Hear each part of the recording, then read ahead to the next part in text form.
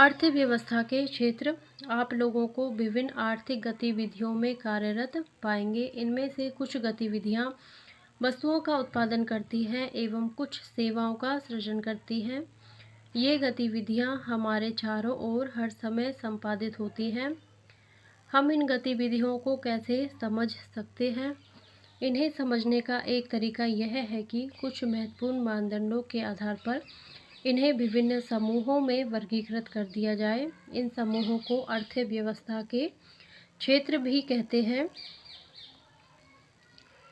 अर्थव्यवस्था के 3 क्षेत्र। प्राथमिक क्षेत्र में उन गतिविधियों को सम्मिलित किया जाता है जिनमें प्राकृतिक संसाधनों को प्रत्यक्ष रूप से उपयोग में लेकर उत्पादन किया जाता है। प्राकृतिक संसाधनों के प्रत्यक्ष उपयोग पर आधारित अनेक गतिविधियां हैं, जैसे कपास की खेती। यह एक मौसमी फसल है। कपास के पौधों की वृद्धि के लिए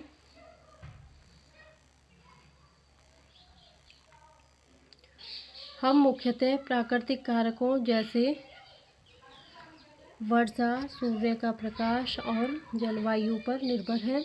अतः कपास एक प्राकृतिक उत्पाद है। इसी प्रकार डेयरी, खनन इत्यादि में भी प्राकृतिक संसाधनों का उपयोग करके किसी वस्तु का उत्पादन करते हैं, इसलिए इन्हें भी प्राथमिक क्षेत्र की गतिविधि कहा जाता है। प्राथमिक क्षेत्र को कृषि एवं सहायक क्षेत्र भी कहा जाता है। द्वितीयक क्षेत्र की गतिविधियों के अंतर्गत उत्पादों को विनिर्माण प्रणाली द्वारा अन्य रूपों में परिवर्तित किया जाता है। यह प्राथमिक क्षेत्र के बाद का अगला कदम है। यहाँ वस्तुएं निर्मित की जाती हैं। यह प्रक्रिया किसी कारखाना, किसी कार्यशाला या घर में हो सकती है। जैसे कपास के पौधे से प्राप्त रेशे का उपयोग कर हम सूत कातते हैं और कपड़ा बुनते हैं। गन्ने को कच्चे माल के रूप में उपयोग कर हम चीनी और गुड़ तैयार करते हैं। मिट्टी से हम ईंटें बनाते हैं और ईंटों से घर और भवनों का निर्माण करते हैं। चूँकि यह क्षेत्र क्रमशः संवर्धित विभिन्न प्रकार के उद्योगों से जुड़ा हुआ है, इसलिए इसे औद्योगिक क्षेत्र भी कहा जाता है। प्राथमिक और द्वितीयक क्षेत्र के अतिरिक्त आर्थिक गतिविधियों की एक तृतीय कोटि भी है, जो तृतीयक क्षेत्र के अंतर्गत आती है और उपर्युक्त 2 क्षेत्रों से भिन्न है। ये गतिविधियां प्राथमिक और द्वितीयक क्षेत्र के विकास में सहयोग करती हैं। ये स्वतः वस्तुओं का उत्पादन नहीं करती, बल्कि उत्पादन प्रक्रिया में सहयोग करती हैं।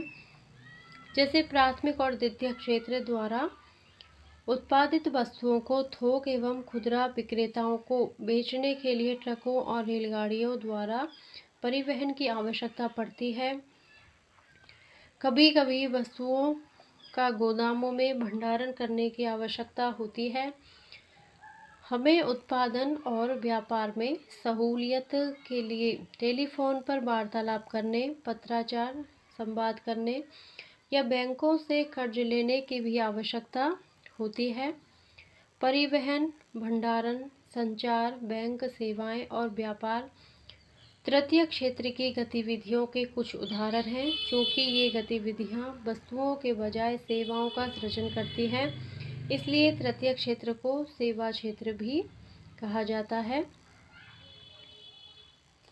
सेवा क्षेत्र में कुछ ऐसी अपरिहार्य सेवाएं भी हैं जो प्रत्यक्ष रूप से वस्तुओं के उत्पादन में सहायता नहीं करती हैं। इनमें शिक्षक, चिकित्सक, धोबी, नाई, मोची एवं वकील, प्रशासनिक एवं लेखा कार्य करने वालों की सेवाएं सम्मिलित होती हैं। वर्तमान समय में सूचना प्रौद्योगिकी पर आधारित कुछ नवीन सेवाएं internet cafe, ATM booth, e-kiosk, call centre, software company इत्यादि की सेवाएं भी महत्वपूर्ण हो गई है। क्षेत्रों में ऐतिहासिक परिवर्तन। सामान्यतया अधिकांश विकसित देशों में यह पाया जाता है कि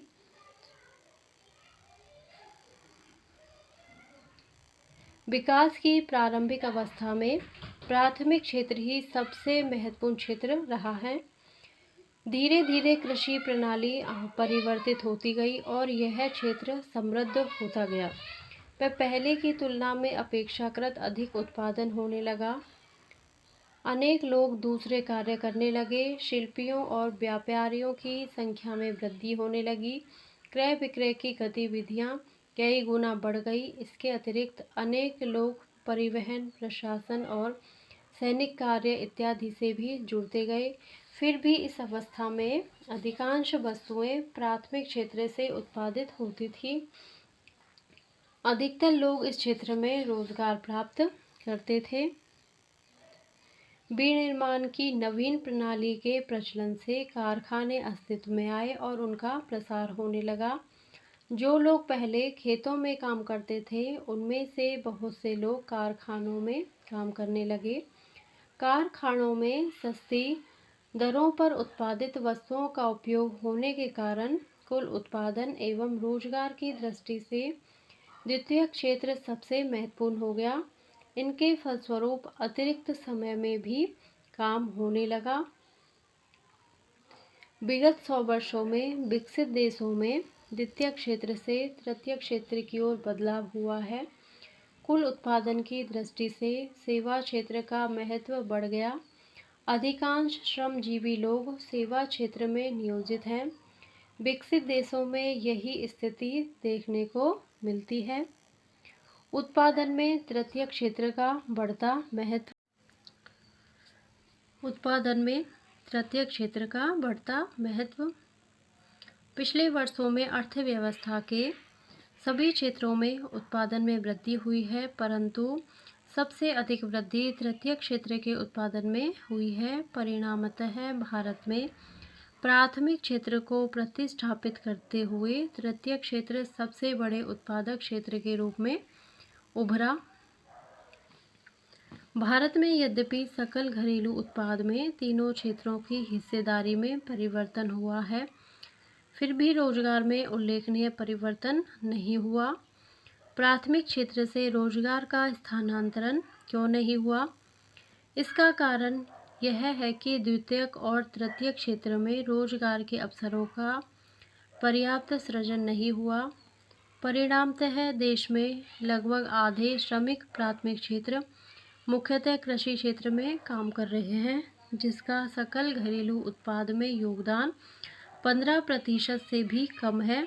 इसकी तुलना में द्वितीयक और तृतीयक क्षेत्र का सकल घरेलू उत्पाद में हिस्सा 85% से अधिक है।